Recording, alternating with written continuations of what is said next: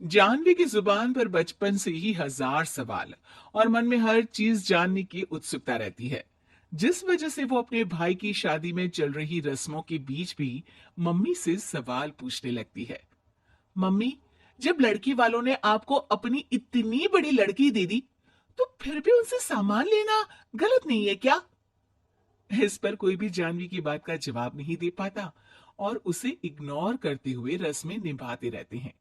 शादी संपन्न होती है और भाभी घर आ जाती है, जिसके बाद जानवी के सवालों का सिलसिला अब भाभी के साथ शुरू होता है। भाभी, मुझे आज तक एक बात समझ नहीं आई, हमेशा सारे बलिदान वाले काम लड़कियां ही क्यों करें? मतलब अपना घर परिवार दोस्त पुरानी जिंदगी सब कुछ छोड़ लड़कियां ससुराल आए, फिर वहां सबका दिल जीतने की कसरत भी वही करे, और लड़कों का क्या? बस तैयार हुए दूल्हे बने और दोबारा अपने घर आकर बैठ गए। दीदी, मैं ससुराल में हूँ, जवाब कंट्रोवर्शियल हो जाएगा, इसलिए आप अपने ये दुनिया हिलाने वाले सनसनीखेज सवाल अपने पति से करना, क्या पता वो जवाब दे पाए। भाभी की बात पर हंसते हुए जानवी वहां से चली जाती है। कुछ दिनों बाद उसकी शादी कबीर से हो जाती है। अब ससुराल में कुछ दिन तो जानवी किसी से कोई सवाल पूछे बिना रह लेती है, पर फिर एक शाम दरवाजे पर खड़ी सास को बुजुर्ग भिखारी पर चिल्लाते हुए देख लेती है। अरे मुझे पता है, तुम सबके पास खूब पैसा होता है, पर फिर भी हम जैसे शरीफ लोगों को परेशान करना होता है। और फिर जब कोई पैसे ना दे तो तुम उसका खून भी कर देते हो। क्रिमिनल होते हो तुम सबके सब। अब जाते हो यहां से या पुलिस को बुलाऊं? ये सब देख अब जानवी खुद को रोक नहीं पाती। मम्मी, वो आपसे भीख नहीं खाने की मदद मांग रहे हैं, और आप उन पर इस तरह से चिल्ला नहीं सकती। आखिर ये भी तो एक इंसान है, और वो भी आप और मुझसे उम्र में बहुत बड़े। बाकी किसी चीज का नहीं तो कम से कम उनकी उम्र का ही ख्याल कर लीजिए। बहू का ऐसा रूप देख सास को तो जैसे शौक ही लग जाता है। जानवी भिखारी को खाना देकर वहां से भेज देती है, लेकिन इसके बाद से ही सास का उसके प्रति रवैया बदल जाता है। मुझे तो लगा था बहुत शांत बहू लेकर आई हूं, पर ये तो पूरी ज्वालामुखी निकली। अरे इतने दिनों से ये रंग क्या एक भिखारी के सामने अपनी सास की इज्जत उतारने के लिए छुपा कर रखे थे? और कौन से रंग बदलना सिखाकर भेजा है तेरे माँ बाप ने तुझे? मम्मी जी, रंग का तो पता नहीं, लेकिन मेरे मम्मी पापा ने मुझे हर ढंग में गलत के खिलाफ खड़ी होना जरूर सिखाकर भेजा है। बहू का जवाब सुन सास गुस्से में वहां से चली जाती है, जिस पर पीछे खड़ा सब कुछ सुन रहा कबीर जानवी के पास आता है।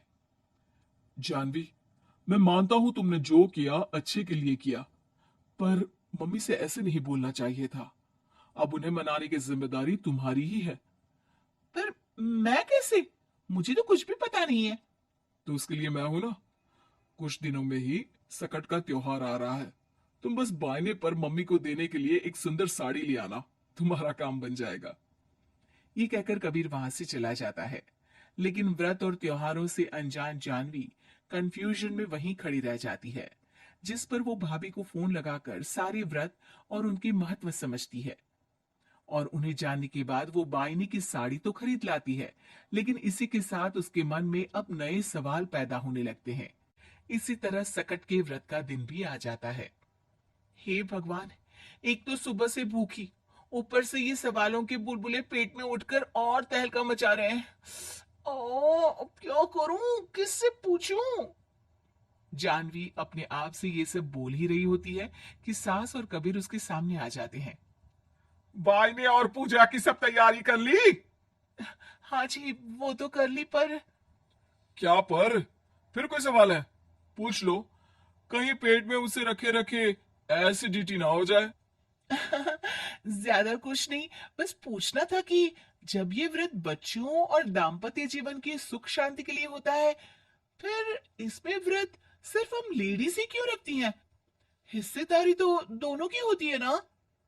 जानवी की बात सुन इस बार तो सास भी सोचने पर मजबूर हो जाती है। ये तो मुझे नहीं पता, और ना हमने कभी किसी से पूछा। बस जो बड़े बुजुर्ग रिवाज बना गए वही चल रहे हैं। इसकी भी कोई वजह जरूर होगी। अच्छा, और ये बायने की वजह? अब बायने से तुम्हें क्या दिक्कत है? नहीं नहीं, दिक्कत कोई नहीं है। बस सोचती हूँ कि अगर व्रत बच्चों या पति के लिए होता है तो हमेशा हर चीज का गिफ्ट सिर्फ सास को ही क्यों मिलता है? अरे पति के नाम पर व्रत है तो उन्हें, और बच्चों के नाम पर जो व्रत है उनमें बच्चों को क्यों गिफ्ट नहीं दी जाती?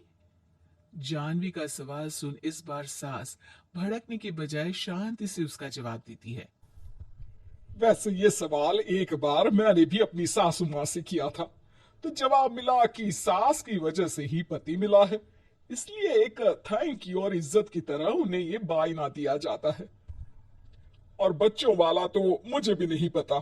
बाकी इस बात की भी कंफर्मेशन नहीं है कि सासू माँ ने ये सिर्फ मेरे सवालों को शांत करने के लिए बोला था या ये सच भी है। सास के जवाब और जानवी के सवाल से अब वो दोनों ही कंफ्यूजन में हैं कि आखिर सच और वजह क्या है। अगर आप लोगों के पास इन सवालों के जवाब हैं तो कमेंट करके सबके साथ जरूर शेयर कीजिएगा।